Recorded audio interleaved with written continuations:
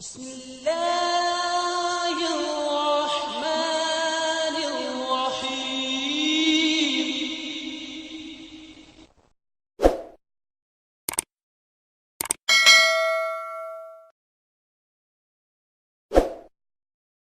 حضرت مسیح موعود علیہ السلام نے اپنی اس مارکۃ العرا تصنیف آئینہ کمالات اسلام میں بڑی خوش اسلوبی کے ساتھ اور عمدگی کے ساتھ اسلام اور قرآن مجید کی تعلیمات کو پیش فرمایا ہے، اور موجودہ زمانے میں جو مختلف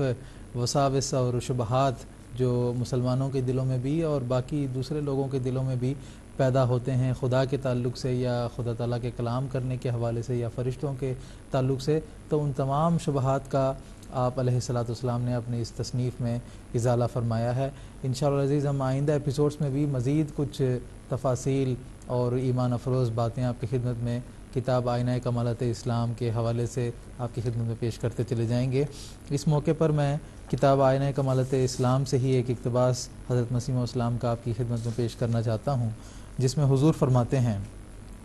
اس زمانے میں جو مذہب اور علم کی نہایت سرگرمی سے لڑائی ہو رہی ہے، اس کو دیکھ کر اور علم کے مذہب پر حملے مشاہدہ کر کے بے دل نہیں ہونا چاہیے کہ اب کیا کریں۔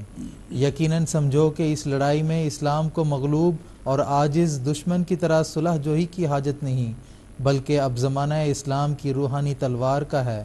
جیسا کہ وہ پہلے کسی وقت اپنی ظاہری طاقت دکھلا چکا ہے۔ یہ پیشگوئی یاد رکھو کہ عنقریب اس لڑائی میں بھی دشمن ذلت کے ساتھ پسپا ہوگا اور اسلام فتح پائے گا۔ حال کے علوم جدیدہ کیسے ہی زور آور حملے کریں، کیسے ہی نئے نئے ہتھیاروں کے ساتھ چڑھ چڑھ کر آویں، مگر انجام کار ان کے لیے ہزیمت ہے۔ میں شکر نعمت کے طور پر کہتا ہوں کہ اسلام کی اعلیٰ طاقتوں کا مجھ کو علم دیا گیا ہے، جس علم کی روح سے میں کہہ سکتا ہوں کہ اسلام نہ صرف فلسفہ جدیدہ کے حملے سے اپنے تئیں بچائے گا، بلکہ حال کے علوم مخالفہ کو جہالتیں ثابت کر دے گا۔ اسلام کی سلطنت کو ان چڑھائیوں سے کچھ بھی اندیشہ نہیں ہے جو فلسفہ اور طبع کی طرف سے ہو رہے ہیں۔